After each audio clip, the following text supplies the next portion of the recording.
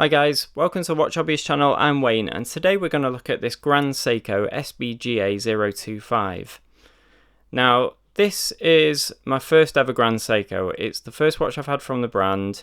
It's a brand that's never ever appealed to me, I'll be completely honest with you. I have never ever been drawn to Grand Seikos because I've always had my standard Seikos and been completely happy with them. And I think also, as good as this watch is, which it really is fantastic, I think it also shows how good the standard Seiko models are. So I've been weighing up, should I bring any other watches into this review, or should I just review this as a standalone watch? And I honestly don't think you can talk about this watch unless you look at other watches as well. Now, this is a Grand Seiko, obviously, so I'm going to go into the intricacies of this watch. But previous to this, I've always had watches along the lines of something like this. So this is a watch that I picked up for around about, I think it was around about $200 in America, and I love this watch. It's a quartz watch, it's great for holidays, things like that. It has solar power, it has the day, it has the date. It's 200 meters water resistant, moving bezel, which is a really good movement on this bezel. And for me, that's always been Seiko, is a really good quality watch for the price. So that for me would be like the lower rung of the Seiko ladder, as I realize it now. Then we have something like this, which is the Seiko Cocktail. Now, this is a watch that I picked up recently, and it's pretty cool. I really like it. I think it's actually a beautiful dial, but it feels very lightweight. And as great as it really is a great watch. It just has a little bit of a less quality feel because of that weight. But saying that, it's also really nice sometimes to have a lightweight watch. It's on a leather strap. It has a really excellent clasp system here, which is probably better than most other watches I've ever had in terms of clasps. But obviously it's gold plated. It has the steel colour on the back and things like that, but it is a lovely watch and it works really well. And as a dressy sort of watch on the cheaper end of the scale, it'd be hard to beat something like that. And then we start going into the more expensive diver end. Now, this is by far not the most expensive diver that Seiko would do. There's plenty of others, but this is a sort of mid-range type of Seiko. And this is actually from Nomon Watches. It comes with a bracelet from them, and that's why I went for it. It's a really nice finish to the bracelet. It has a good clasp, you know, that's quite comfortable, and it's just a really decent watch. You know, really, that's as far as you need to go. If you were buying a watch just for a watch, well, this does everything that I want. However, then you get to the Grand Seiko and you start feeling the differences instantly. So it's hard to equate without you actually being here and holding this watch. But I think the thing I notice most is with these watches, when I remove it from the little holder here, straight away we hear lots of rattling going on. This watch head does actually feel quite weighty, so it feels good quality. But the bracelet rattles straight away give you that indication of how much this watch cost, in my opinion. And then this one is a little bit better, but it has a very similar clasp. It might even be the same clasp, and it's not quite as rattly, but it's certainly, you know, it's still a bit less solid than when you instantly hold the other watch, which is the Grand Seiko, and suddenly this really, it just instantly feels like it's bulletproof. It's really hard to put into words, like I say, without you holding it, but you then start looking at the little details. Now, I don't often sit and look at my watches in great detail, if I'm honest. I don't always have the time, but it's just little things like the inner links have polished sides to them. So basically those show as like little chamfered polished edges on the inside of the bracelet. The actual polishing is called I think it's called Suratsu polishing, and it's a very unique process in the watch world. It's not done by anybody else, I don't believe, or if it is, it's certainly on very high-end stuff. So it's all hand polished, hand assembled. These watches are, you know, very high grade, and really if they didn't have the Seiko brand on, it was a different brand, they would probably get a much better rap. But I think that Seiko thing is just like I was thinking of it in the first place, you know, where it's too much of a link to the cheaper watches. It's hard to get your head around. The other thing as well is right now the watch has actually stopped, and I'm just going to unscrew this, and hopefully what you'll see is the seconds hand will start and it will really accelerate and then it will slow. So if I just wind this, so then it sort of slows down. So it started as an accelerated second hand and then it slows right down, and then when you do wind it, it's a very unusual wind. It has, I'm not sure if I can get the sound to come through.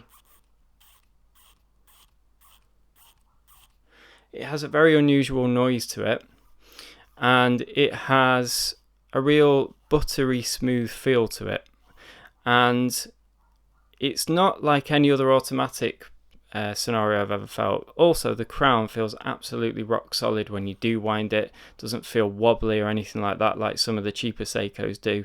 So it's a bit like when you get in a nice car and it's got really high quality steering wheel, gear stick, things like that. They're the parts you touch and suddenly you start to realize the quality because of what you're touching is not moving about within slight tolerances and things like that. You know, it's a very, very different feel. You can also see by doing that I've actually wound the power reserve on, but I'll talk about the movement and everything shortly.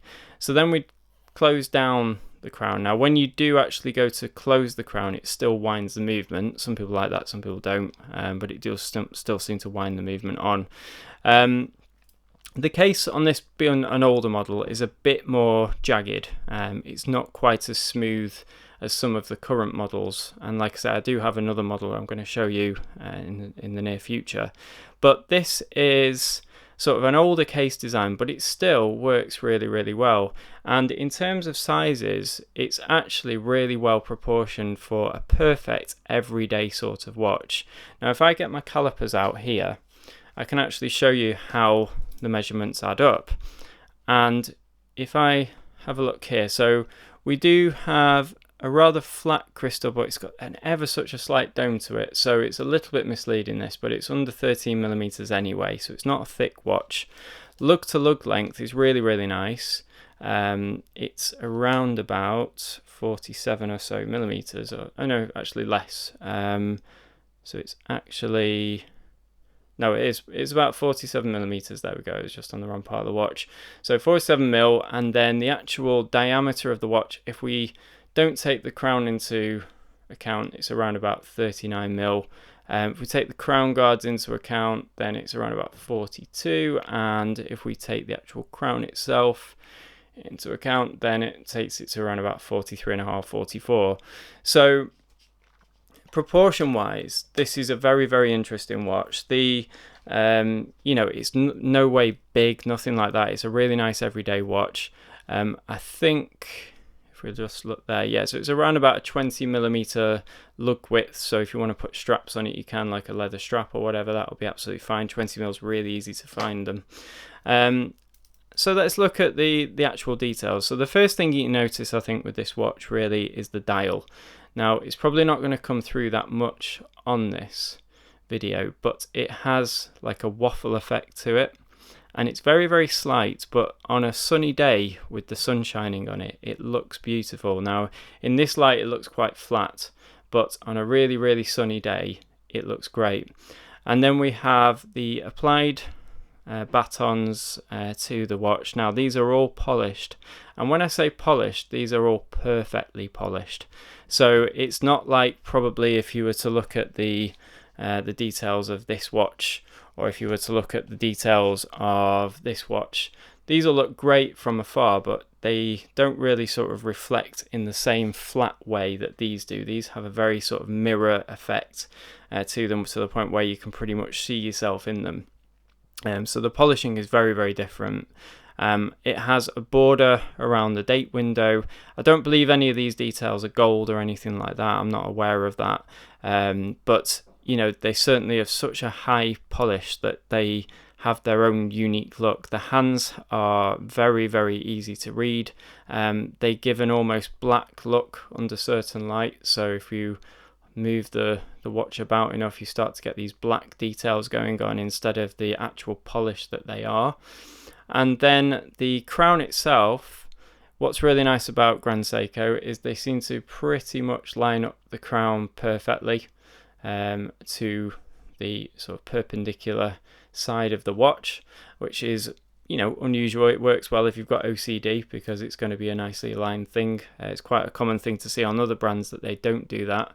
The case back on this watch is a solid case back. There are some models that do have a crystal case back, but the movement isn't the prettiest. It's quite a utilitarian looking thing, although it does have some detail to it. It's not on the same level of detail, I don't believe, as the rest of the watch would be. So in this case, I'm fine that it has the case back solid because I don't really need to be looking at that particular movement.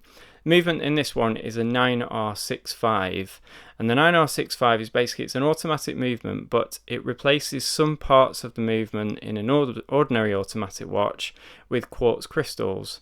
And what happens is that you end up with this incredibly good timekeeping. It's rated around about 15 seconds a month, but people are quite easily talking about sort of 1 to 2 seconds per month accuracy, which is obviously incredible. And it's a very fast movement, and it gives this incredibly smooth seconds hand. So I've tried to do some slow-mo shots of it to try and show how smooth it is. But it's really, really smooth. It's just, you know, they talk about the Rolex sweep, but honestly, it has nothing on this.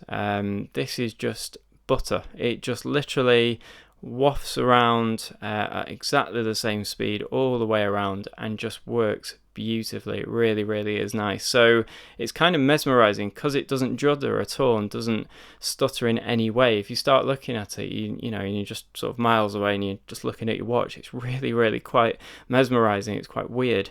Now, the modern watches, the latest models, they do have, instead of saying Seiko on the dial, they actually say GS and Grand Seiko on them.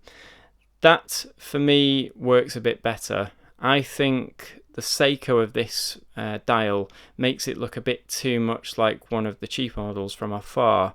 But like I say, you have to really get on top of this watch and hold it and wear it to understand it. The clasp on this watch is also very nice. It's a really nice sort of thin, slim clasp. It has GS applied to it, which is actually the logo you now see on the dial of the current ones, like I say. It has 2 buttons to release it, and they're really, really nice. They feel like they will last forever. They don't feel like they're going to fall apart, and it has a nice click when you close it as well.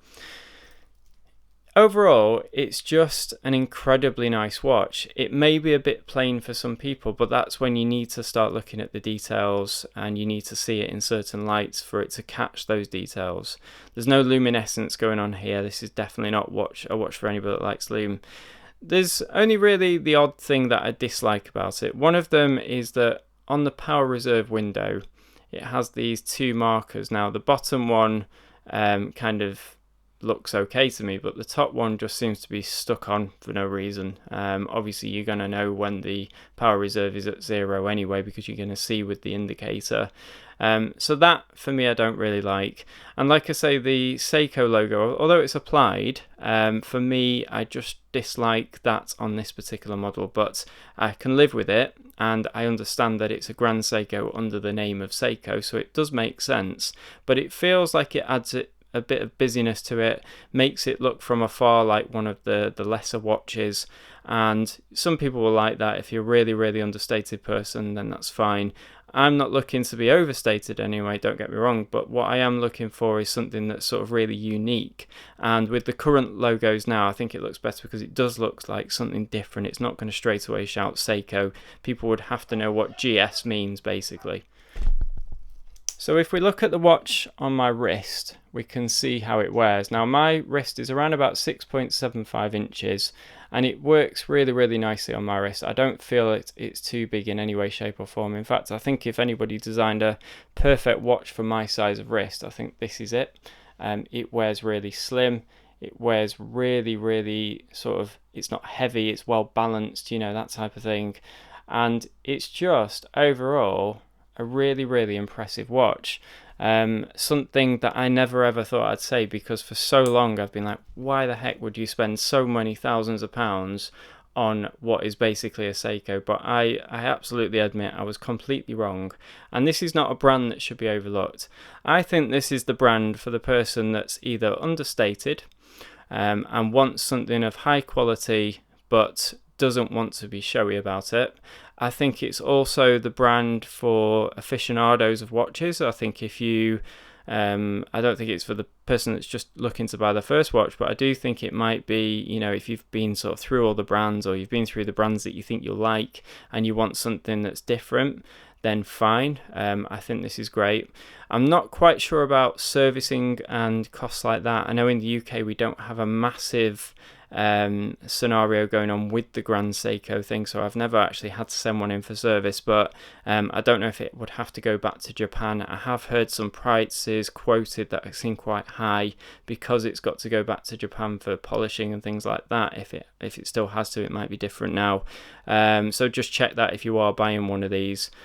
But as a watch that, you know, is at this price point, I think it's worthy of its price for me personally. I think, you know, these are the equivalent one nowadays is probably around about £4,000 or £5,000, and I feel that for the level of manufacturing that you get in the handmade watch, the hand assembled watch, the hand polishing, the nice little intricate details, the fantastic movement, it's also, I think it's 100 meters water resistant, which is another good thing. So all these things together make for a very, very nice watch, but it's not a brand and not a watch that will be for everybody. So it's well worth doing your research and making sure that you try these out, you know, if you can, at a local store. I think that's really, really important. So I hope you've enjoyed this little look at the SBGA025. Please make sure you subscribe to the channel, and please make sure you hit the bell icon so you know when I'm going to release another video. And also make sure you check out my Instagram, which is @WatchHobbyist, where you can see all my latest watches. Also, don't forget to give this video a like if you did like it. Thanks very much, and I'll see you again soon.